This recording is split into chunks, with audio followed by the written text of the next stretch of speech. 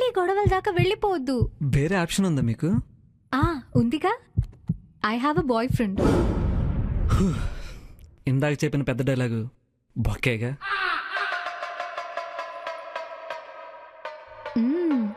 ప్రతి ఒక్కడి కాన్సన్ట్రేషన్ పండిన పండు మీదే ఉంటదండి.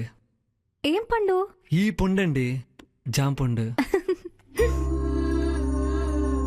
ఈ జామ పండు గారి తోటమాలని, అదే మీ బాయ్ ఫ్రెండ్ని ఒకసారి చూడొచ్చా?